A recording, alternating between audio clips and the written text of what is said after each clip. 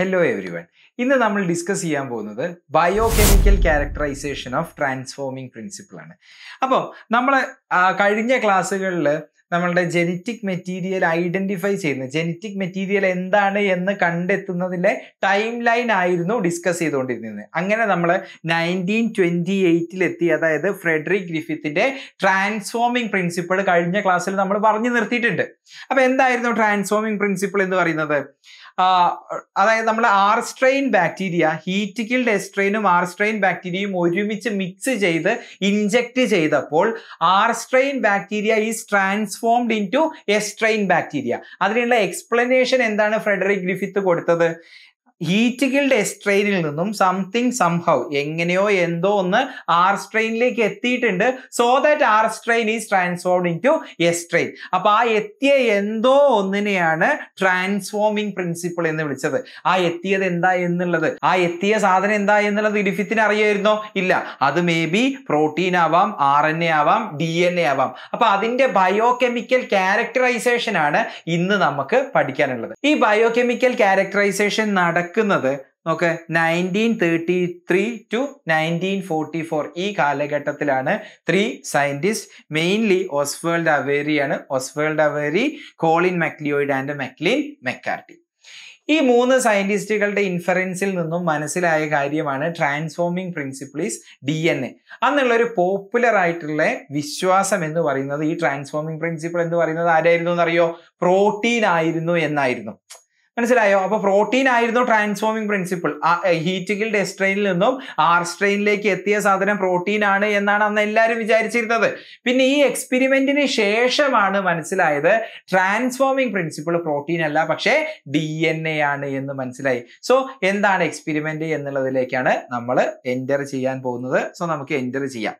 അപ്പൊ നോക്ക്, ഇതിലെ മെയിൻ ആയിട്ടുള്ള സയന്റിസ്റ്റ് എന്ന് പറയുന്നത് ഓസ്വേൾഡ് അവേരി ആണ്. ബാക്കിയുള്ള 2 ആൾക്കാർ എന്ന് പറയുന്നത് അദ്ദേഹത്തിന്റെ കോ വർക്കേഴ്സ് ആണ്. അപ്പം 1933 to 1944 ആണ്. 1944ലാണ് ഈ എക്സ്പെരിമെന്റ് പബ്ലിഷ് ചെയ്യുന്നത്. ക്ലിയർ ആണല്ലോ?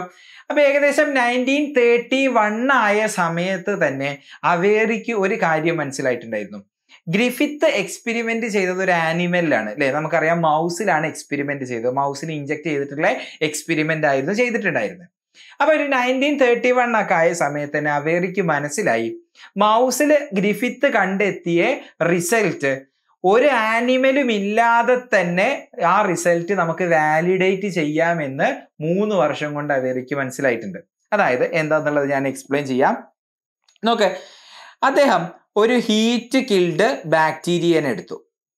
ഓക്കെ, ഹീറ്റ് കിൽഡ് ബാക്ടീരിയനെ എടുത്തു. ഒരു ബാക്ടീരിയനെ മീഡിയത്തിൽ വളർത്തി, അതിനുശേഷം ഹൈ ടെമ്പറേച്ചറിലും പ്രഷറിലും ഹീറ്റ് കില്ല് ചെയ്തു. ഇപ്പൊ ചത്ത ബാക്ടീരിയ ആണുള്ളത്. അതിനുശേഷം അദ്ദേഹം ഹോമോജിനൈസ് ചെയ്തു, അതായത് ഗ്രൈൻഡ് ഒക്കെ ചെയ്തിട്ട് ഈ പറയുന്ന ബാക്ടീരിയനെ അങ്ങ് ക്രഷ് ചെയ്തു. ക്രഷ് ചെയ്യാന്ന് പറഞ്ഞാൽ എന്താ സംഭവിക്കുന്നത്? ഈ ബാക്ടീരിയന്റെ വാളെല്ലാം റപ്ചർ ചെയ്ത് അതിൻ്റെ അകത്തുള്ള കോമ്പോണൻസ്, അതായത് പ്രോട്ടീൻ ആയിക്കോട്ടെ, DNA ആയിക്കോട്ടെ, RNA ആയിക്കോട്ടെ, അതുപോലെ പോളിസാക്രൈഡുകൾ ആയിക്കോട്ടെ, ലിപ്പിഡ്സ് ആയിക്കോട്ടെ, അതിന്റെ സകലതും ഹോമോജിനൈസ് ചെയ്യുമ്പോൾ ആ മിക്സ്ചറിൽ എന്തായിട്ടായിരിക്കും മാറുക? ഈ സൊല്യൂഷനിൽ, ഈ പറയുന്ന ഗ്രോത്ത് മീഡിയത്തില് ബാക്ടീരിയ ഹോമോജിനൈസ് ചെയ്താൽ ഇതുപോലെ ആയിരിക്കും.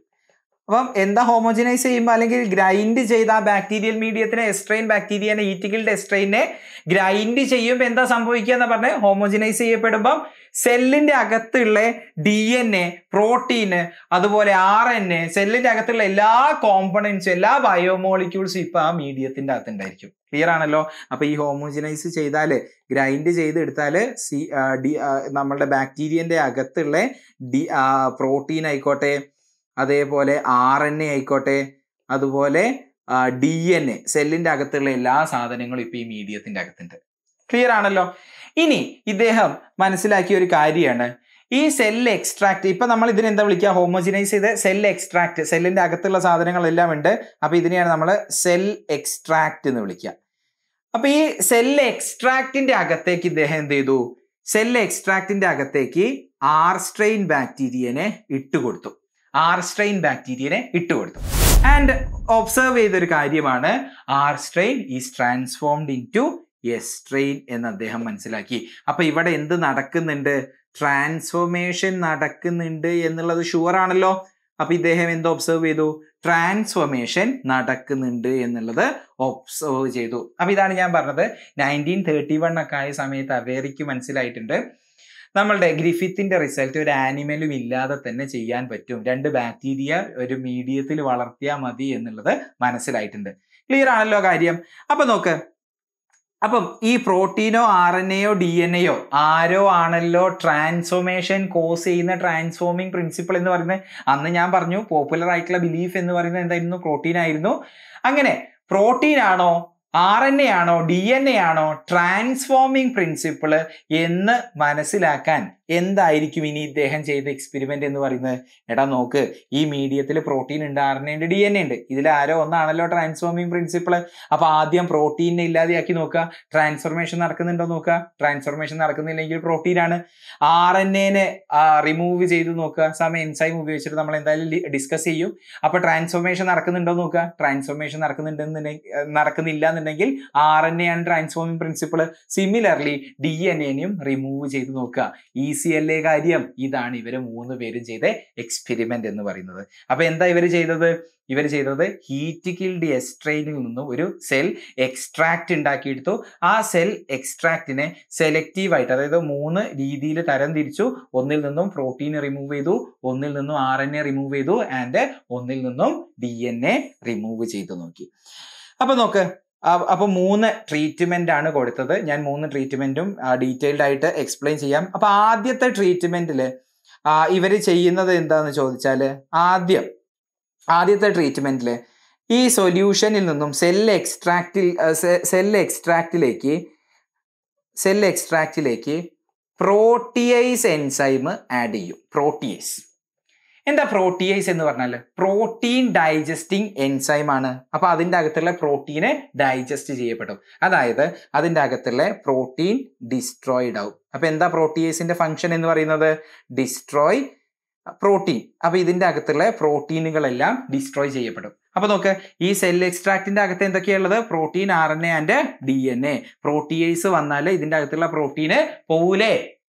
ഇപ്പൊ സെൽ എക്സ്ട്രാക്ട് ഉണ്ട് വിത്തൗട്ട് എനി പ്രോട്ടീൻ. ക്ലിയർ ആണല്ലോ കാര്യം? അങ്ങനെയാണെന്നുണ്ടെങ്കിൽ അടുത്തത് ഇദ്ദേഹം ചെയ്ത എക്സ്പെരിമെന്റ്, അടുത്ത സ്റ്റെപ്പ് എന്ന് പറയുന്നത് എന്തായിരിക്കും?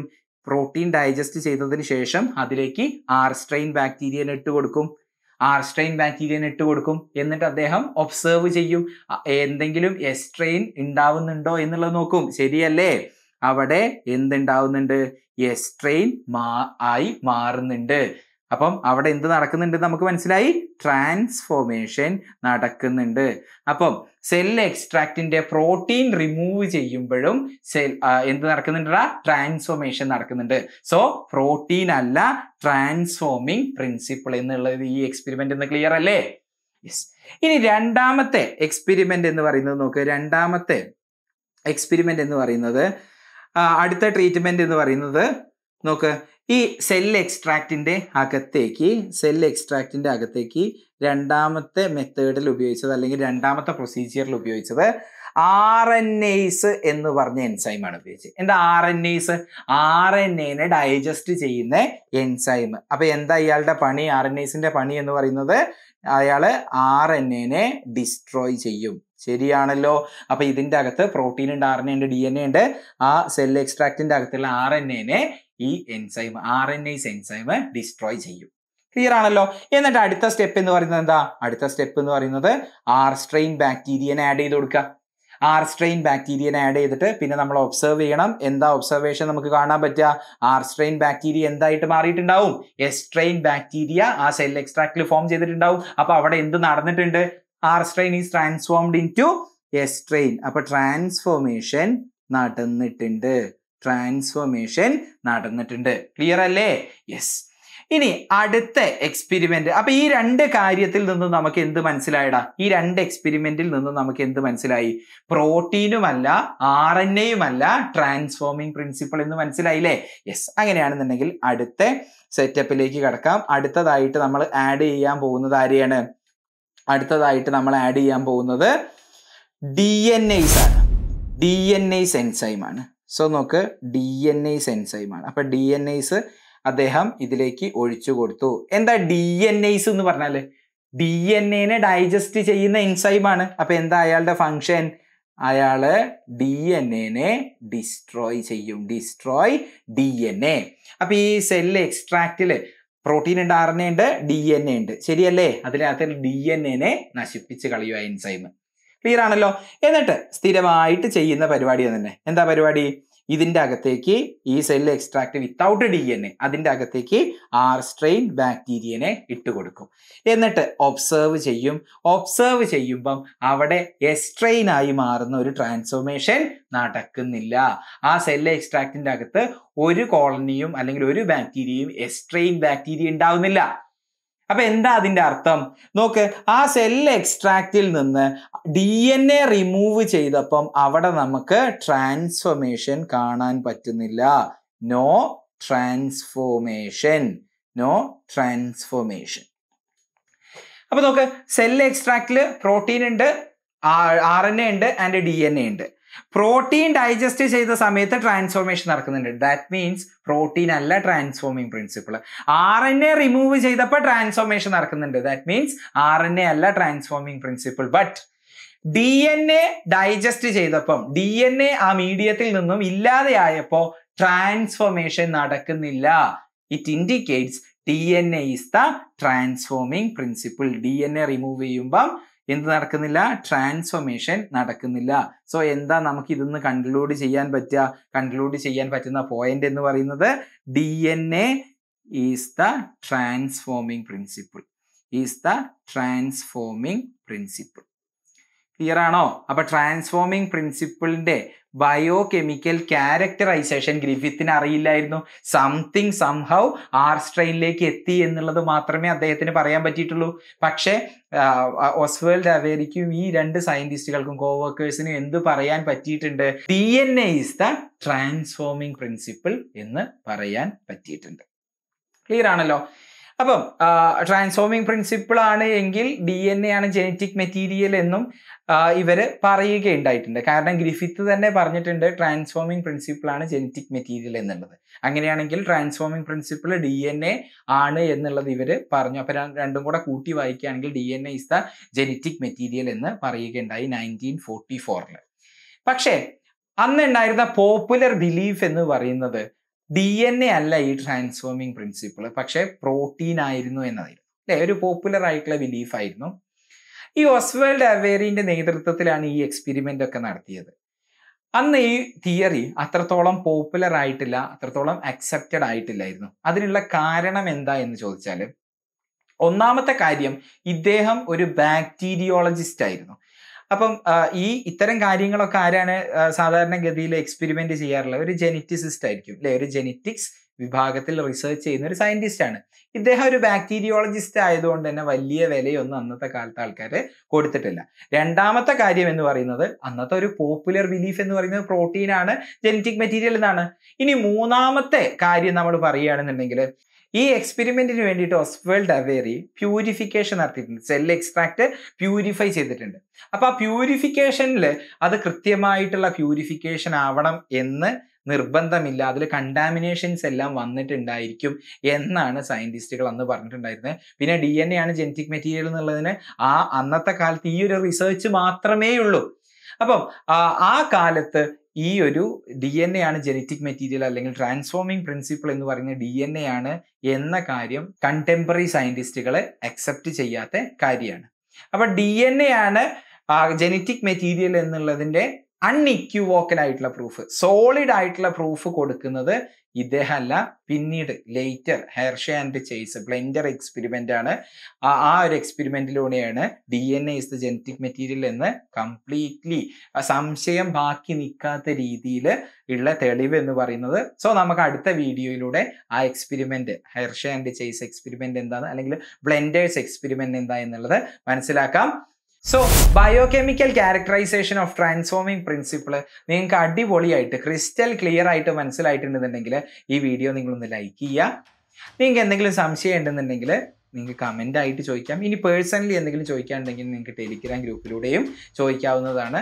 ഉപകാരപ്രദമാണ് എന്ന് നിങ്ങൾക്ക് തോന്നുന്ന ഫ്രണ്ട്സിനും ഈ വീഡിയോ ഒന്ന് ഷെയർ ചെയ്ത് കൊടുക്കാം. സോ അടുത്ത ക്ലാസ്സിൽ നമുക്ക് കാണാം. Thanks for watching.